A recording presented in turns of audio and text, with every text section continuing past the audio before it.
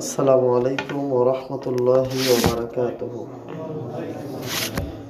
আলহামদুলিল্লাহ নাহমাদুহু ওয়া নাস্তাঈনুহু ওয়া নাস্তাগফিরুহু ওয়া নু'মিনু বিহি ওয়া নাতাওয়াক্কালু আলাইহি ওয়া নাউযু বিল্লাহি মিন শুরুরি আনফুসিনা ওয়া মিন সাইয়্যাতি আ'মালিনা মান ইয়াহদিহিল্লাহু ফালা মুদিল্লা লাহু ওয়া মান ইযলিল ফালা হাদিয়া লাহু ওয়া আশহাদু আল লা ইলাহা ইল্লাল্লাহু ওয়াহদাহু লা শারীকা লাহু ওয়া আশহাদু আন্না মুহাম্মাদান আবদুহু ওয়া রাসূলুহু আল্লাযী আরসালাহু বিল হাক্কি বাশীরান ওয়া নাযীরা ওয়া দা'iয়ান ইলাল্লাহি বিইযনিহি ওয়া সিরাজাম মুনীরা।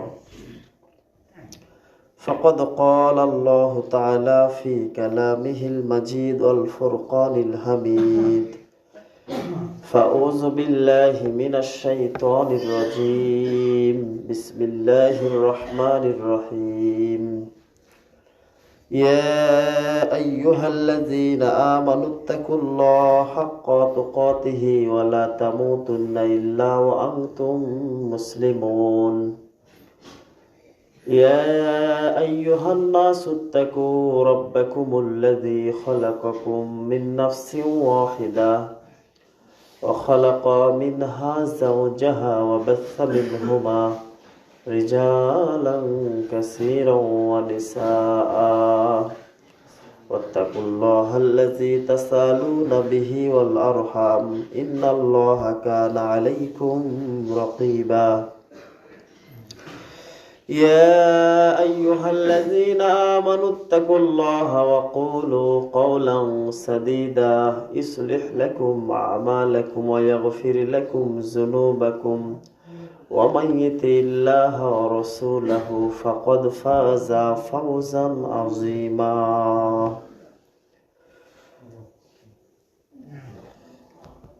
وقال تعالى أعوذ بالله من الشيطان الرجيم بسم الله الرحمن الرحيم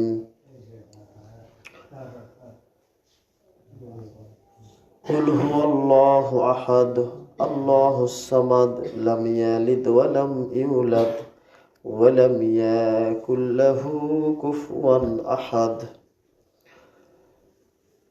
قال رسول الله صلى الله عليه وسلم من أحدث في أمرنا هذا ما ليس منه فهو رد.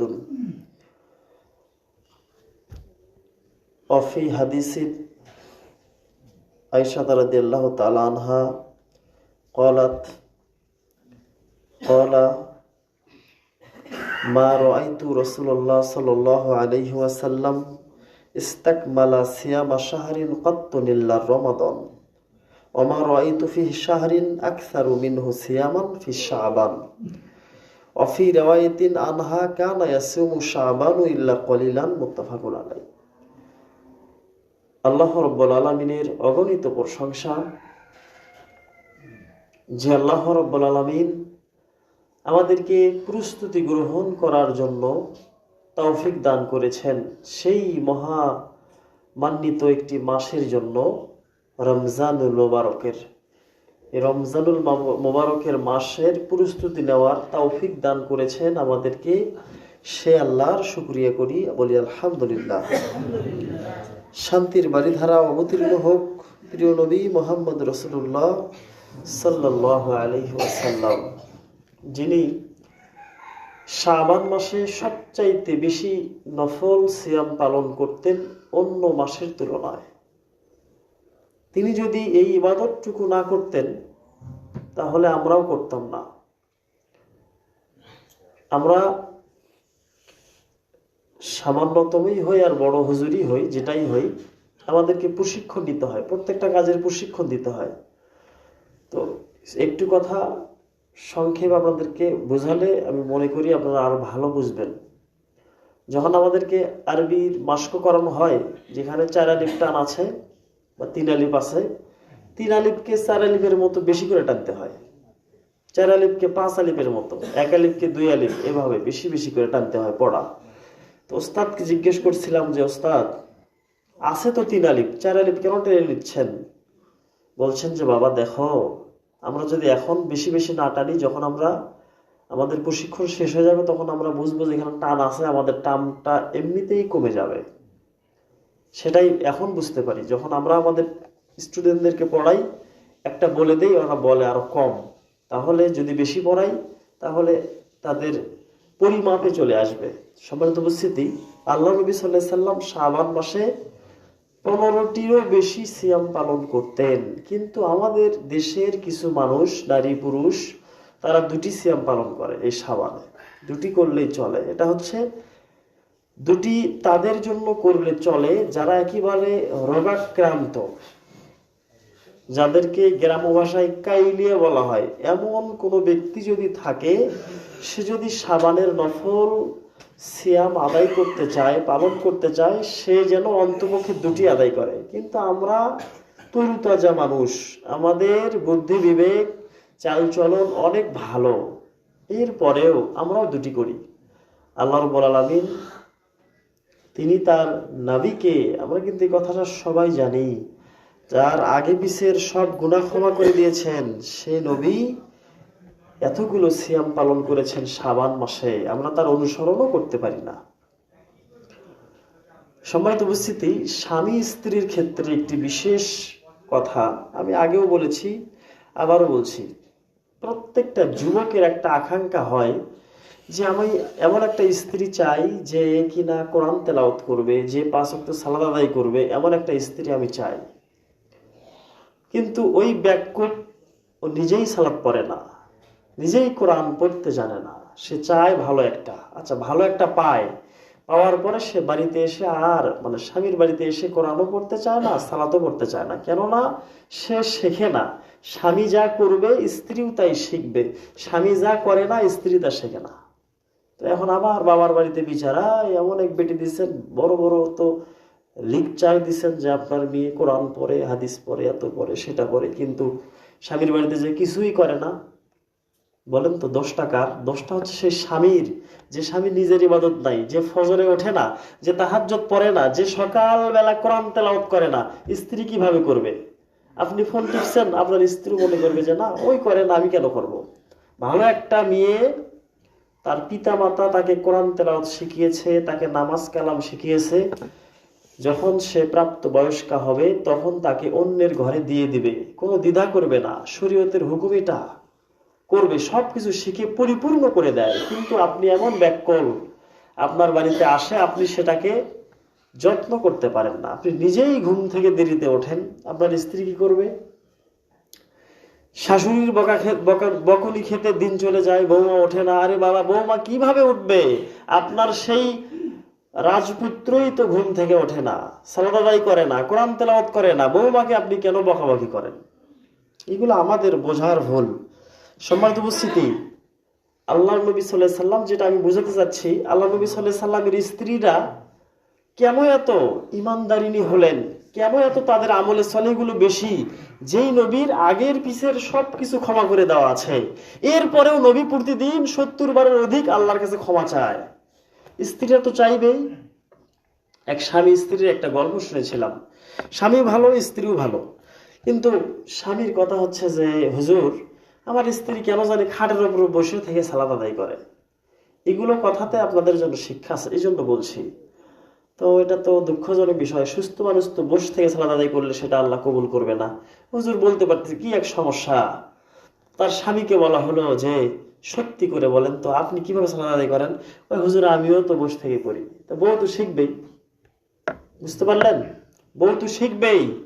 স্বামী যখন দাঁড়িয়ে সালাত আদায় করবে, কিয়ামুল লাইল করবে, তাহাজ্জুদ পড়বে, স্ত্রী ঘুমিয়ে থাকতে থাকতে স্ত্রীর মন চাইবে যে আমার স্বামী এত কষ্ট করছে, দেখি আমি একটু সালাত আদায় করি, আমার স্বামী, আমার পিতামাতা, তার পিতামাতা সবার জন্য দোয়া চায়, আমি স্ত্রী কিভাবে ঘুমিয়ে থাকবো, আমিও সালাত আদায় করব, আমিও তার পিতামাতা আমার পিতামাতার জন্য দোয়া করব। সম্মানিত উপস্থিতি, শিখেই তো শেখে, শিখেই শেখে, দেখেই শেখে, দুঃখিত ভুল বলছে, দেখেই শেখে। মানুষকে আপনি যা দেখাবেন আপনার অনুসারীগণ তাই করবে।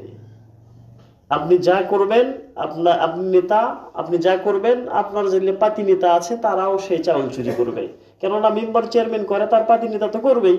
এরকম সব ক্ষেত্রেই, ভালোর ক্ষেত্রেও মন্দর ক্ষেত্রেও। আল্লাহ রাব্বুল আলামিন আমাদেরকে বোঝার তৌফিক দান করুক, আল্লাহুম্মা আমিন। আল্লাহ নবী সাল্লাল্লাহু আলাইহি সাল্লামের স্ত্রী জননী আয়েশা রাদিয়াল্লাহু তাআলা আনহা, তিনি দেখেছেন নবী করিম সাল্লাল্লাহু আলাইহি সাল্লামকে এই শাবান মাসে। বলেন তো শাবান মাসের কত তারিখ আজকে?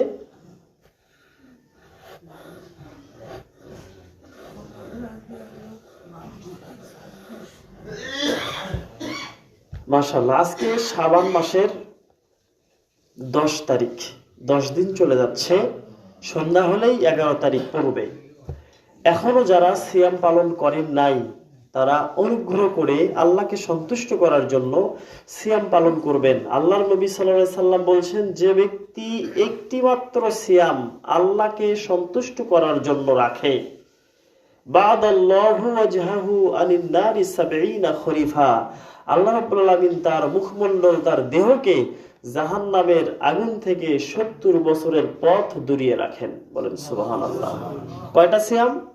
একটা সিয়াম। কি উদ্দেশ্য? ইখলাস। ইখলাসটা কি? আল্লাহকে সন্তুষ্ট করার জন্য, কাউকে দেখানোর জন্য নয়। সিয়াম রাখা হয় আল্লাহর সন্তুষ্টির জন্য।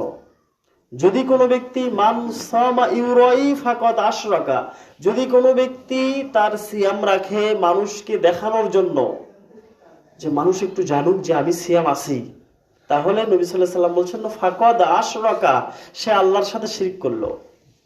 আল্লাহ আমাদেরকে বোঝার তৌফিক দান করুক, আল্লাহুম্মা আমিন। সম্মানিত উপস্থিতি, তাহলে সিয়ামগুলো আসলে রাখা হয় তার সন্তুষ্ট করার জন্যই। সালাত মানুষকে দেখিয়ে আদায় করা যায়, যাকাত মানুষকে জানিয়ে করা যায়, দান সদকা মানুষকে দেখানোর জন্য করা যায়। আসলে সিয়ামটা আল্লাহ ছাড়া কাউকে দেখানোর কিছু থাকে না, এটাতে আল্লাহর সন্তুষ্টি 100% আছে। কেননা কোনো মানুষ চাইবে না সারাটা দিন সে সকল প্রকার খাদ্য সামগ্রী থেকে নিজেকে বিরত রেখে, পাপ পঙ্কিলতা থেকে নিজেকে মুক্ত রেখে শুধুমাত্র আল্লাহর সন্তুষ্টির জন্য সিয়াম পালন করে। এর প্রতিদান বিনিময় আল্লাহ রাব্বুল আলামিন তাকে নিজেই দিবেন। আমরা কিন্তু জানি, স্মরণ করে দেওয়ার জন্য বলছি, যে সিয়াম পালনকারী হাসরের মাঠে যখন তাকে জান্নাত দেওয়া হবে, জান্নাতে যে অনেকগুলো স্তর রয়েছে, সেই জান্নাতের 8টি দরজা রয়েছে। জান্নাত কিন্তু 8টি নয়, জান্নাতের স্তর অনেক, জান্নাত একটাই। জাহান্নাম একটাই, জাহান্নামের স্তর অনেক। পাপ অনুযায়ী প্রত্যেকটা স্তরে তাদের পাপ অনুযায়ী জাহান্নামে ঢুকবে। সওয়াব অনুযায়ী জান্নাতের বিভিন্ন স্তরে যাবে। যার যত বেশি কোরআন আয়াত মুখস্থ সে তত তলাতে থাকবে।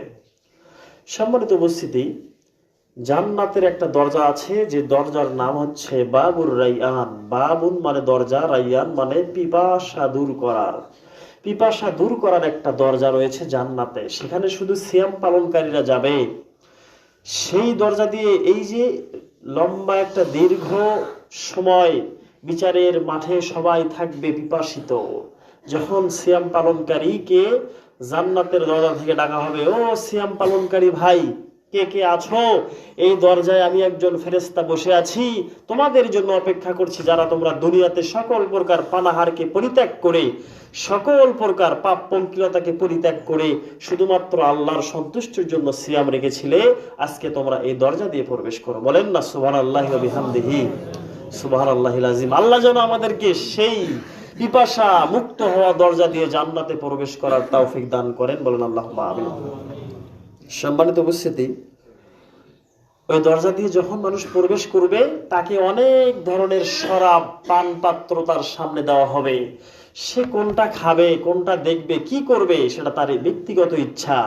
ওইখানে গেলেই আল্লাহ রাব্বুল আলামিন তার পিপাসা দূর করে দিবেন। আর যারা হাসরের মাঠে পাপের কারণে তাদের সেই ঘাম ঝরা পানির ভেতরে হাবুডুবু করবে, এমন ব্যক্তিরা পিপাসিত হবে, ঘামের পানির ভেতরে থাকবে, সেই পানিগুলো খাইতে চাইবে কিন্তু খেতে পারবে না, তাদের অনেক কষ্ট হবে, পানিগুলো হবে অনেক গরম। যখন তারা গরম পানি চাবে, তাদেরকে জাহান্নামের ফেরেশতার মাধ্যমে এমন গরম পানি দেওয়া হবে যা তাদের কণ্ঠনালীতে দেওয়ার সাথে সাথেই সেই পায়খানার দ্বার দিয়ে সব গলে গলে পড়ে যাবে। বলেন নাউজুবিল্লাহ, বলেন আল্লাহুম্মা আজিরনি মিনান নার। যখন সে গরম পানি খাওয়ার স্বাদটা পাবে, তখন আবার জিজ্ঞাসা করবে আমাকে ঠান্ডা পানি দেওয়া হোক, ঠান্ডা পানি আমার জন্য হয়তো বা ভালো হবে, গরম আমি সহ্য করতে পারছি না।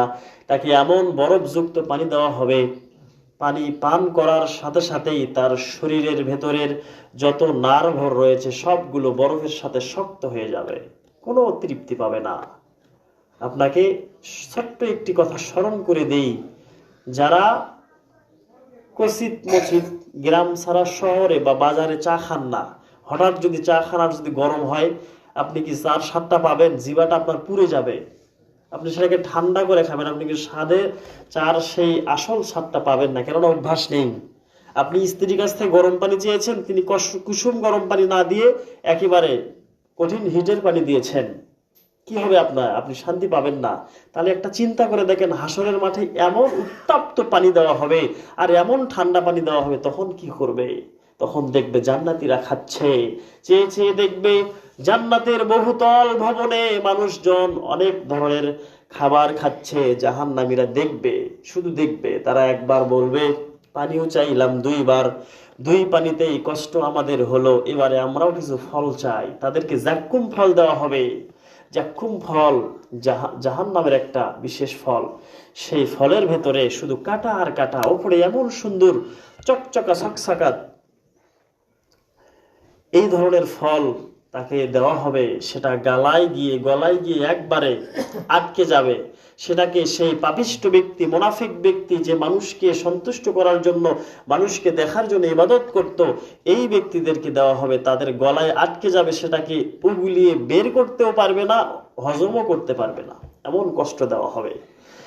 বলেন আল্লাহুম্মা আজিরনি মিনান নার। আল্লাহ রাব্বুল আলামিন যেন আমাদেরকে জাহান্নামের এই ভয়াবহ অগ্নিকুণ্ড, এই আযাব, মর্মান্তিক আযাব থেকে যেন আমাদেরকে রক্ষা করেন। বলেন আল্লাহুম্মা আমিন। আল্লাহ রাব্বুল আলামিনের কাছে আমরা দোয়া করি, আল্লাহ রাব্বুল আলামিন যেন আমাদেরকে এই শাবানের সিয়ামের মাধ্যমে হলেও জাহান্নামের এই কঠিন আযাব থেকে রক্ষা করেন। বলেন আল্লাহুম্মা আমিন। সম্মানিত উপস্থিতি, তো আল্লাহ নবী সাল্লাল্লাহু আলাইহি সাল্লামের স্ত্রী জননী আয়েশা রাদিয়াল্লাহু তাআলা আনহা, তিনি বলেন, ওমা রাআইতু রাসূলুল্লাহ সাল্লাল্লাহু আলাইহি ওয়াসাল্লাম, আমি নবী করিম সাল্লাল্লাহু আলাইহি সাল্লামকে দেখিনি যে তিনি সিয়াম পালন করেননি পুরো করে, ইস্তাকমালা সিয়ামা শাহরিন কত ইল্লা রমাজান, শুধুমাত্র রমজান মাসে তিনি 1 থেকে 30 পর্যন্ত 1 মাস সিয়াম পালন করেছেন। এছাড়া তিনি অন্য মাসে নফল সিয়াম এত বেশি পালন করেছেন যা আমি কখনো তার স্ত্রী হিসেবে যতটুকু জানি, আমি অন্য কোনো মাসে নবীকে এত সিয়াম পালন করতে দেখিনি এই শাবান মাস ব্যতীত। কথা বুঝতে পারলেন? তাহলে নবী সাল্লাল্লাহু আলাইহি সাল্লাম শাবান মাসে সবচাইতে বেশি সিয়াম পালন করতেন। সেটা হতে পারে 22টা, 25টা, অথবা 20টা, অথবা 15টা। 15টার কথা সবচেয়ে বেশি হাদিসে এসেছে। 1 থেকে 15 তারিখ পর্যন্ত, অর্ধ শাবান পর্যন্ত সিয়াম। তবে যেই ব্যক্তিরা মানত করেছে যে আমি একটা সিয়াম পালন করতে চাই, আমি একটা নফল করতে চাই, সে ব্যক্তি 15 তারিখের পরেও সিয়াম পালন করতে পারবে। এমনও মা বোন আছেন যাদেরকে আল্লাহ কঠিন রোগ দিয়ে থাকেন, তারা সিয়াম পালন করতে চাইতে পারে না। এই ব্যক্তিদের জন্য 15 তারিখের পরে সিয়াম পালন করতে পারবে অতদিন পর্যন্ত রমজান আসবে। আর 2 দিন আছে কিংবা 3 দিন আছে, এই 3 দিন আগে, সে রমজান আসার 3 দিন আগে তিনি সিয়াম ছেড়ে দিবেন, খেয়ে দিয়ে হুষ্টপুষ্ট হয়ে আবার রমজান সিয়াম শুরু করবে। এই কথাগুলো প্রতি বছরই আমরা বলি, আপনাদের স্মরণ করে দেওয়ার জন্য আবারও বলছি। আমরা যেমন ফাইনাল পরীক্ষা দেই, টেস্ট পরীক্ষা দিয়ে ফাইনালে চলে যাই, কেন? যাতে আমাদের ফাইনাল পরীক্ষাটা ভালো হয়ে যায়। অনুরূপভাবে এটাও একটা সেই টেস্ট এক্সাম, এই হচ্ছে আপনার শাবান মাসের সিয়াম। এটা যদি আমরা করতে পারি তাহলে আমাদের জন্য রমজানের সিয়ামটা সাদাসিটা হয়ে যাবে, রমজানের সিয়ামটা পালন করতে পারবো। যারা সিয়াম পালন করে নিয়মিত তাদেরকে প্রশ্ন করে দেখবেন সিয়াম করে বেশি কষ্ট হয় না, কাজ করার পরেও তেমন কষ্ট হয় না, কেননা এটাতে বরাকা আল্লাহ রাব্বুল আলামিন নিজ কুদরতে দিয়ে থাকেন। তাছাড়া একজন ডায়াবেটিক্সের রোগী, তাকে আপনি প্রশ্ন করে দেখেন, তাকে 2 ঘন্টা পর পর খেতে হয়, কিছু না কিছু খেতে হবে, নয়তোবা তার খাদ্য নালীটা শুকে যাবে, শুকে গেলেই সে ফাড়াস করে ইন্তিকাল করবে। তো তাকে 2 ঘন্টা পর পর খেতে হয়। কিন্তু ডায়াবেটিসের রোগী যারা, তারা কি সিয়াম পালন করে না? করে, তারাও করে। তো যা হোক, এই সিয়ামে অনেক বরকত আছে, যা অন্য দিনে বলার চেষ্টা করবো ইনশাল্লাহ। আপনাদের কাছে উদাত্ত আহ্বান, আপনারা সবাই শাবান মাসের সিয়াম পালন করবেন। আরেকটি হাদিসে রয়েছে, নবী করিম সাল্লাল্লাহু আলাইহি সাল্লামের সেই স্ত্রী আয়েশা রাদিয়াল্লাহু তাআলা আনহা, তিনি বলেছেন, আমা রাআইতু ফি শাহরিন আকসারা মিনহু সিয়ামান ফি শাবান। তিনি শাবান মাসে অধিক হারে সিয়াম পালন করতেন, যেটা আমি একটু আগেই বললাম যে তিনি 20টা 22টা এরকম করে সিয়াম পালন করতেন। এটা দেখে তার স্ত্রীরাও ইমানদার, স্ত্রীরাও সিয়াম পালন করতেন। আপনারা কি গল্প করছেন? গল্প করা যাবে না, ভালো না লাগলেও শুনতে হবে, লাগলেও শুনতে হবে, এটা একটা ইবাদত। খবরদার কোনো গল্প করবেন না আপনারা। শুধু এই হুজুরের সময়ই নয়, এখানে যেই খুতবা দেখ, হুজুর পরিবর্তন হয়ে অন্যজন আসুক বা এমনিতেই কেউ আসুক, খুতবার সময় কোনো কথা বলার কোনো সুযোগ নেই, কথা বলা যাবে না। হাসি কেন আপনার আসবে? এটা একটা ইসলামের বিধান কি আপনি মনে করেন না? এটা যে একটা ইবাদত, সেটাকে আপনি বোঝেন না? আপনার মুখে কেন হাসি আসবে? আপনি কেন আল্লাহকে ভয় করেন না? এটা একটা ইবাদত। এমত অবস্থায় যদি আপনার আমার মরণ হয়ে যায়, এই মসজিদ যদি ধসে চলে যায়, তাহলে আমরা সবাই মারা যাব। আর আমরা যদি ইবাদতে থাকি, তাহলে আমরা নিশ্চিত জান্নাত পাবো। আর যদি হাসি তামাশার ভেতরে থাকি, তাহলে কি আল্লাহ জান্নাত দেবে? আল্লাহ আমাদেরকে বোঝার তৌফিক দান করুক, আল্লাহুম্মা আমিন। সম্মানিত উপস্থিতি, এখনো যারা শাবানের সিয়াম রাখেননি, তারা অন্তপক্ষে বেজর বা তার কিছু বেশি সিয়াম পালন করার চেষ্টা করবেন। আল্লাহ রাব্বুল আলামিন আমাদেরকে তৌফিক দান করুক, আল্লাহুম্মা আমিন। সম্মানিত উপস্থিতি, যদি কেউ একাধারে সিয়াম পালন করতে না পারেন, তিনি বৃহস্পতিবার সোমবারের দিন সিয়াম পালন করবেন। বৃহস্পতিবার সোমবারের দিনের বিশাল একটা ফজিলত রয়েছে। এই দিনে আল্লাহ রাব্বুল আলামিনের কাছে ফেরেশতা মণ্ডলী সাপ্তাহিক একটা রিপোর্ট পেশ করে যে এই বান্দিটা এত ইবাদত করেছে, তার এই আমলটাকে আল্লাহর কাছে পেশ করা হোক। সেটা কি বারে হয়? বৃহস্পতিবার এবং সোমবার। আর এই দিনে দোয়া কবুল হয়। এই জন্য আমি আগেও বলছি, এই জন্য আপনারা আপনাদের মৃত্যু ব্যক্তির জন্য খাস করে এই 2 দিন আপনারা বেশি বেশি দোয়া করবেন, অন্য দিনেও করবেন। আল্লাহ পাক আমাদেরকে বোঝার তৌফিক দান করুক, আল্লাহুম্মা আমিন। এবারে আল্লাহ নবী সাল্লাল্লাহু আলাইহি সাল্লামের পালক ছেলে নাম কি? জায়েদের ছেলের নাম ওসামা বিন জায়েদ হতে হাদিসটি বর্ণিত, অর্থাৎ আল্লাহ নবীর পালক নাতি জায়েদের ছেলে ওসামা এই হাদিসটি বর্ণনা করেছেন। তিনি বলেছেন, ইয়া রাসূলুল্লাহি লিমা আরাকা তাসুমু শাহরাম মিনাশ শুহুরি মা তাসুমু মিন শাবান।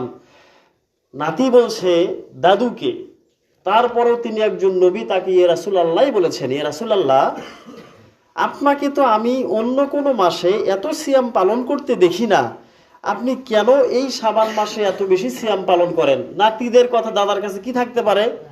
এ ধরনের কথা যদিও তার বাবারা সম্পূর্ণ জানতেন, কিন্তু নাতি হয়ে দাদুকে বলছেন যে দাদু বা ইয়া রাসূলুল্লাহ, আপনাকে আমি এই মাসে এত বেশি সিয়াম কেন পালন করতে দেখি, এর ভিতরে কি আছে?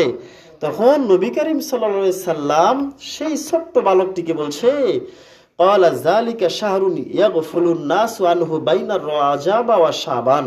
মানুষেরা রজব মাসে এবং রমজান মাসের মধ্যবর্তী সময়ে সবাই উদাসীন হয়ে যায়, এই জন্য আমি বেশি বেশি সিয়াম পালন করি। মানুষেরা উদাসীন হয়, কিসের উদাসীন? মনে করে যে প্রস্তুতি নিতে হবে, আছে কয়দিন, নেব করতে করতে, এরকম উদাসীন করতে করতে রমজানই চলে আসে। কিন্তু মানুষেরা জানে না যে এই শাবান মাসের কি ফজিলত রয়েছে।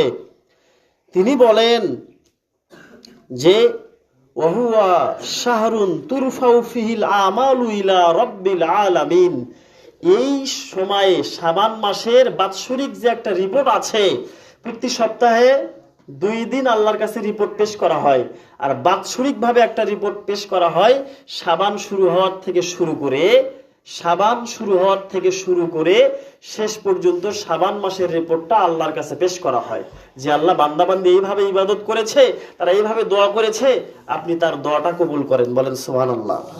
তিনি বলছেন যে ফিহিল আমালু তুরফাউ ফিহিল আমালু, মানুষের আমলকে উপস্থাপন করা হয় আল্লাহর কাছে ইলা রব্বিল আলামিন, যিনি বিশ্ব জাহানের প্রতিপালক। সবাই একটু সামনের দিকে এগিয়ে এগিয়ে বসেন, অন্যদেরকে একটু বসার সুযোগ করে দেন।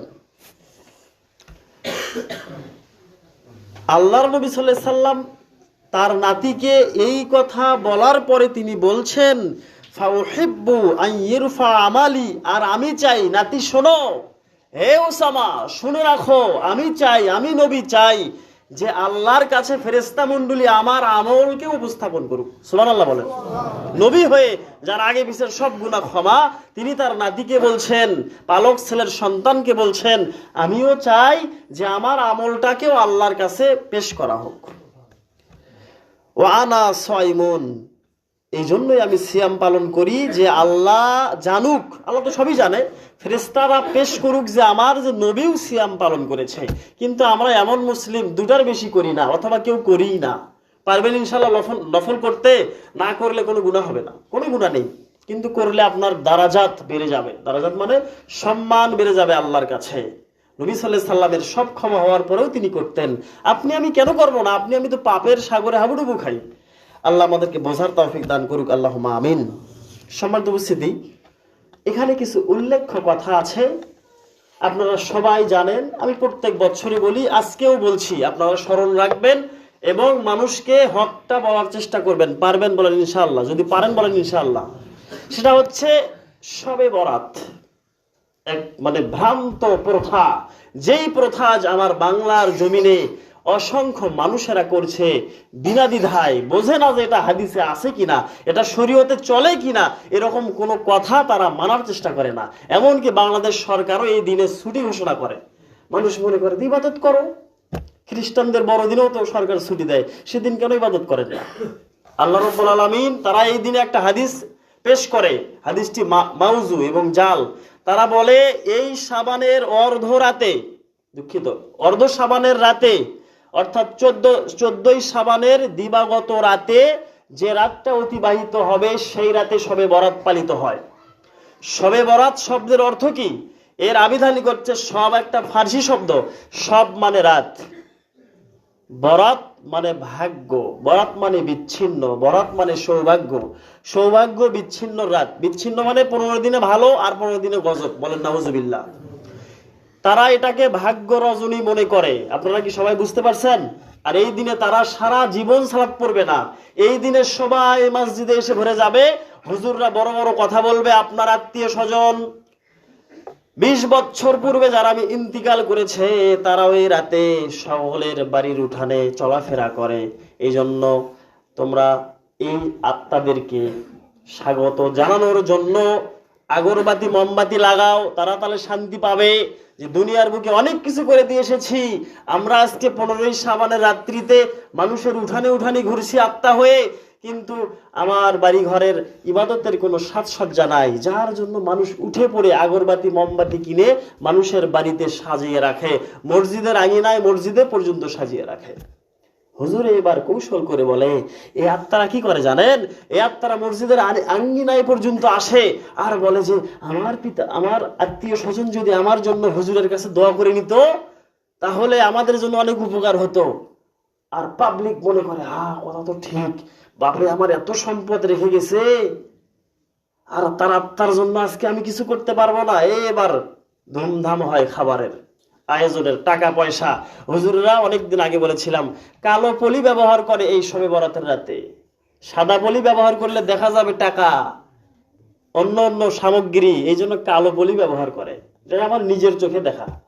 আল্লাহ রাব্বুল আলামিন আমাদেরকে বোঝার তৌফিক দান করুক, আল্লাহুম্মা আমিন। সম্মানিত উপস্থিতি, এই শবে বরাতের রাতে হালুয়া রুটি খায় যে প্রথাটা আজ আমাদের হানাফি মাযহাবী ভাইদের মাঝ থেকেও অনেক অংশে উঠে গেছে, বলেন আলহামদুলিল্লাহ।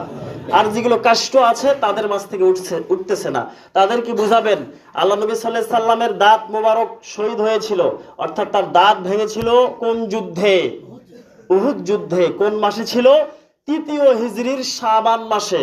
এটা আপনাকে মুখস্থ করতে হবে। 3য় হিজরির শাবান মাসের 7 তারিখে সকালবেলা আল্লাহ নবীর দাঁত ভেঙেছিল।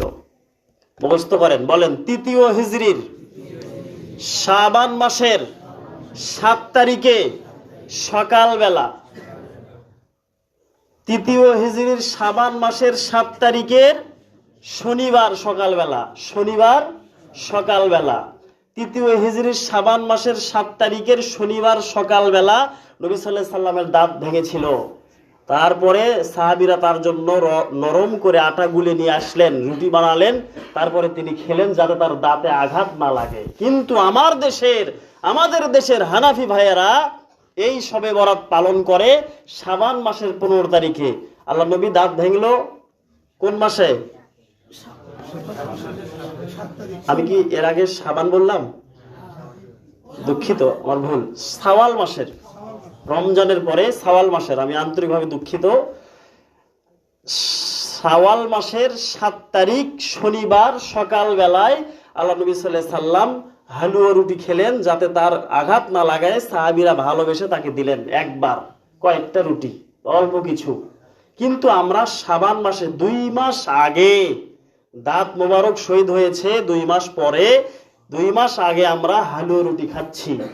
তাও নবীর দাঁত ভেঙেছে। আপনাদের কি ভেঙেছিল?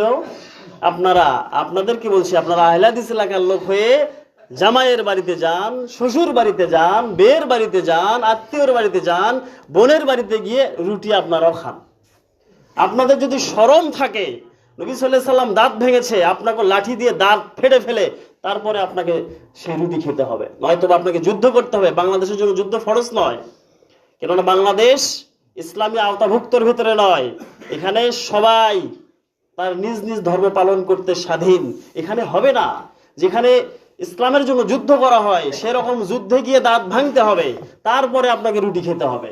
তাও কি ওই শাওয়াল মাসে খেতে হবে, কিন্তু সেটাকে অনুষ্ঠান করে শাবানের অর্ধ শাবানে গিয়ে খাওয়া হচ্ছে। নবী সাল্লাল্লাহু আলাইহি সাল্লাম খাইলেন শনিবারে সকালবেলা, আর আমাদেরকে খাওয়ানো হচ্ছে রাতের বেলা। কেননা সকালে তো টাকা দেওয়া মুশকিল, রাতের বেলা টাকা দিয়ে অনেক মজা আছে, হাদিয়া অনেক কিছু পাওয়া যায়। আল্লাহ রাব্বুল আলামিন আমাদেরকে বোঝার তৌফিক দান করুক, আল্লাহুম্মা আমিন। যেহেতু আমি তখন ভুল বলেছিলাম, আমি আবারও বলছি আপনাকে, শোনেন। 3য় হিজরির শাওয়াল মাসের 7 তারিখের শনিবার সকালবেলা নবী সাল্লাল্লাহু আলাইহি সাল্লাম, এটা আপনি কোথায় পাবেন? সিরাতুর রাসূলের ভেতরে। আর নবী সাল্লাল্লাহু আলাইহি সাল্লামের যত জীবনের কাহিনী, যত লেখক লিখেছে, সেখানেও আপনি এই তথ্যটাই পাবেন। কিন্তু এই বেকুবেরা টাকার জন্য হক কথা বলে না। মানুষকে হক কথা বললে তাদের ডিমান্ড কমে যাবে, তাদের হাদিয়া কমে যাবে, এই জন্য তারা বলে না। আল্লাহ রাব্বুল আলামিন আমাদেরকে বোঝার তৌফিক দান করুক, আল্লাহুম্মা আমিন। শোনেন, প্রতিদিন, প্রতি রাতের শেষ ভাগে 1/3 অংশে, প্রতি সময় আল্লাহ রাব্বুল আলামিন সেই 7ম আসমান থেকে 1ম আসমানে নেমে এসে মানুষকে বলে যে তোমরা ঘুমিও না, তোমরা জেগে থাকো, আর আমি আল্লাহ 7ম আসমান থেকে 1ম আসমানে এসেছি। তোমরা আমার কাছে কি চাও? কোনো রোগী ব্যক্তি সে যদি আরোগ্য চায়, আমার কাছে চাও, আমি দেওয়ার জন্য প্রতিদিন, প্রত্যেকটা রাতে আমি মানুষের কাছে আসি। মানুষ শুধু আমার কাছে ক্ষমা চাইবে, আমি ক্ষমা করে দেব। কিন্তু ওই সময় আমরা নাক ডেকে ঘুমাই, কেননা আমরা রাতের 3টা পর্যন্ত, রাতের 12টা পর্যন্ত আমরা কাজ করি, ফোনে থাকি, ইউটিউবে থাকি, ফেসবুকে থাকি। ফজরের সময় জাগনা পাই না, তাহাজ্জুদে জাগনা পাই না। ওই সময় আমরা ঘুমি, যে সময় আল্লাহ ডাকে সেই সময় আমরা ঘুমাই। আর তারা কি করে? শাবানের রাত্রিতে মসজিদ ভর্তি করে ফেলায়, আর সবাই আল্লাহর কাছে ক্ষমা প্রার্থনা করে। কিন্তু ইমাম সাহেব ফজরে মাইক দিয়ে ডাকেও একটা মুসল্লি পায় না। ফরজ সালাতে নাই, সবাই বরাতের রাত্রিতে 100 রাকাত সালাত আদায় করে, যার কোনো ভিত্তি নেই, যে আমল নবী সাল্লাল্লাহু আলাইহি সাল্লাম থেকে প্রমাণিত নয়, যে আমল সাহাবী আজমাইনদের থেকে প্রমাণিত নয়, যে আমল তাবি থেকে প্রমাণিত নয়, যে আমল তাবি থেকে প্রমাণিত নয়, সেই আমলই বাংলার মানুষ করছে। আল্লাহ রাব্বুল আলামিন আমাদের সবাইকে বোঝার তৌফিক দান করুক, আল্লাহুম্মা আমিন। সম্মানিত উপস্থিতি, আল্লাহ রাব্বুল আলামিন আমাদের সবাইকে দায়িত্বশীল হিসেবে নিজ গ্রামের ভালো দায়িত্বগুলো পালন করার তৌফিক দান করুক, সকলেই বলি আল্লাহুম্মা আমিন। আমি সেদিন শনিবারে জানাজায় কিছু বলেছিলাম, আজকে শুধু হাদিসটা বলবো। আল্লাহ নবী সাল্লাল্লাহু আলাইহি সাল্লাম বলছেন, আলা কুল্লুকুম ওয়াকুল্লুকুম মাসউলুন আন রাইয়াতিহি, প্রত্যেক দায়িত্বশীল ব্যক্তিকে তার নিজ নিজ দায়িত্ব সম্পর্কে হাসরের মাঠে জিজ্ঞাসা করা হবে। এই গ্রামের মোড়ল যিনি, তাকে জিজ্ঞাসা করা হবে। এই গ্রামের গ্রাম্য সভাপতি যিনি, তাকে জিজ্ঞাসা করা হবে। সেক্রেটারি, ক্যাশিয়ার, মসজিদের কমিটি, মাঠের কমিটি, মাদ্রাসার কমিটি, পরিবারের কমিটি। পরিবারের কমিটি মানে আপনি আপনার পরিবারের দায়িত্বশীল, আপনাকেও জিজ্ঞাসা করা হবে।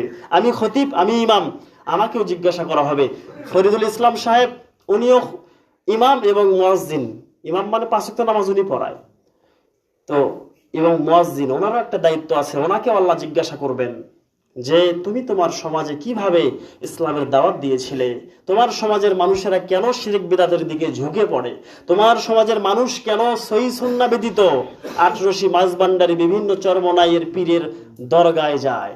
এই বিষয়ে প্রশ্ন করা হবে। যদি আমরা হকটা বলতে না পারি, বাঁচার কোনো পথ থাকবে না। প্রত্যেক দায়িত্বশীলকে হাসরের মাঠে জিজ্ঞাসা করা হবে, তুমি তোমার সমাজ নিয়ে কি দায়িত্ব পালন করেছো, তুমি তোমার দেশ নিয়ে কি দায়িত্ব পালন করেছো। আপনি মনে করছেন নুরু মণ্ডল বেদাত করলো, আমার কি করুক, শাহিন মণ্ডল করলো, আমার কি করুক, আপনি আজকে প্রতিবাদ করলেন না, এই প্রথা আরো বেশি বাড়িয়ে যাবে। এই প্রথা যখন আরো বেশি হবে, তখন আপনি ক্ষতির ভেতরে পড়ে যাবেন।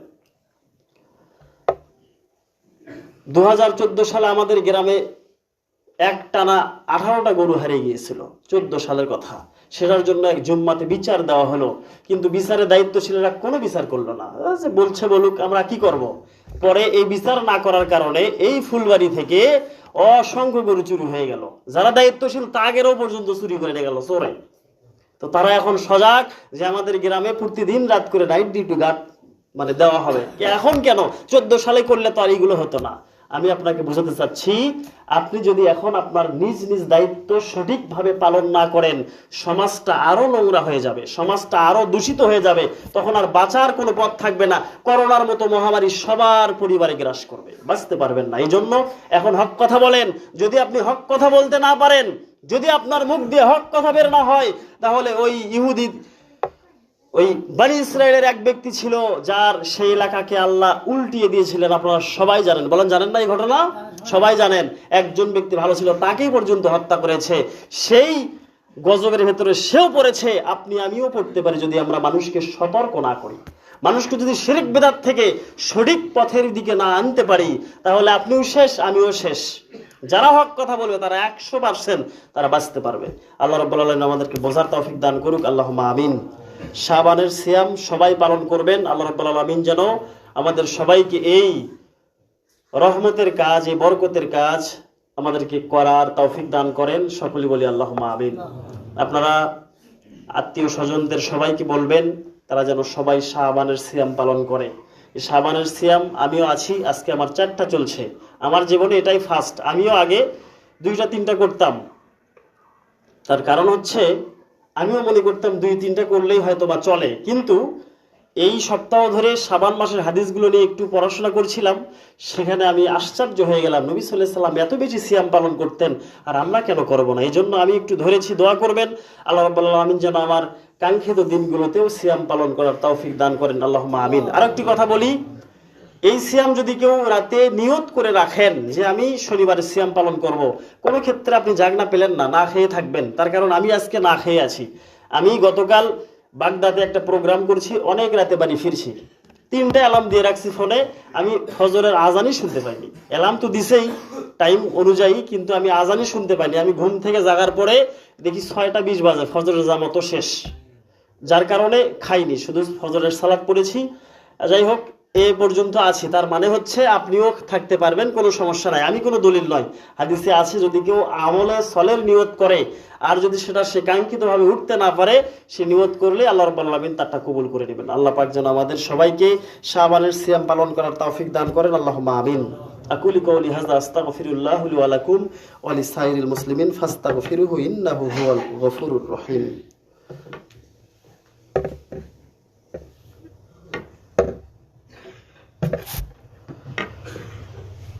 আলহামদুলিল্লাহ, আলহামদুলিল্লাহি রাব্বিল আলামিন ওয়াল আকিবাতুল লিল মুত্তাকিন ওয়াসসালাতু ওয়াসসালামু আলা খায়রি খালকিহি মুহাম্মাদিন ওয়া আলিহি ওয়া সাহবিহি আজমাইন। রব্বানা যালামনা আনফুসানা ওয়া ইল্লাম তাগফির লানা ওয়া তারহামনা লানাকুনান্না মিনাল খাসিরিন। সকলে বলেন রব্বি গফিরলি এটা পিতামাতার জন্য দোয়া, জীবিত এবং মৃত্যু। রব্বিগি ফিরিলি ওয়ালি ওয়ালিদাইয়া ওয়ালিল মুমিনিনা ইয়াউমা ইয়াকুমুল হিসাব রব্বির হামহুমা কামা রব্বায়ানি সগীরা। সম্মানিত উপস্থিতি, রমজানের প্রস্তুতি গ্রহণ করেন, নফল সিয়াম পালন করেন, নফল কিছু আদায় করেন, যাতে আমাদের রমজানটা সহজতর হয়ে যায়। স্বর্গের ধার থেকে রঞ্জু ভাই তার শাশুড়ি অসুস্থ, তার জন্য দোয়া চেয়েছেন। আল্লাহ তাকে আরোগ্য দান করুক, আল্লাহ তাকে সুস্থতা দান করুক, নয়তোবা তিনি তার নিরাপত্তায় নিয়ে নিক। বলেন আল্লাহুম্মা আমিন। আল্লাহুম্মা শফিহুম। সেই সাথে যত অসুস্থ ব্যক্তি আছেন সবার জন্য আমরা দোয়া করব। বলেন আল্লাহুম্মা শফিহুম শিফাআন কামিলান আজিলান গায়রা আজিলিন লা বাসা তুহুরুন ইনশাআল্লাহ। আরো যাদের ভিতরে গোপন রোগ রয়েছে, হয়তো মানুষকে বলতে পারে না, বা অন্য অন্য সমস্যায় জর্জরিত আছেন, আল্লাহ পাক তাদেরকে ইহসান দান করুক। সকলেই বলি আল্লাহুম্মা আমিন। আল্লাহ রাব্বুল আলামিন আমাদের সবাইকে নফল সিয়াম পালন করার তৌফিক দান করুক। আল্লাহুম্মা আমিন। আল্লাহ রাব্বুল আলামিন আমাদের সবাইকে জাহান্নামের কঠিন আযাব থেকে রক্ষা করে রায়্যান নামক দরজার মাধ্যমে জান্নাত দান করুক। সকলেই বলি আল্লাহুম্মা আমিন। সকলেই বলেন আল্লাহুম্মা সাল্লি আলা মুহাম্মাদিন ওয়া আলা আলি মুহাম্মাদিন কামা সাল্লাইতা আলা ইব্রাহিম وعلى آل إبراهيم إنك حميد مجيد اللهم بارك على محمد وعلى آل محمد كما باركت على إبراهيم وعلى آل إبراهيم إنك حميد مجيد ربنا تقبل منا إنك أنت السميع العليم وتب علينا إنك أنت التواب الرحيم سبحان ربك رب العزة عما يصفون وسلام على المرسلين والحمد لله رب العالمين سبحانك اللهم وبحمدك أشهد أن لا إله إلا أنت أستغفرك وأتوب إليك والسلام عليكم ورحمة الله وبركاته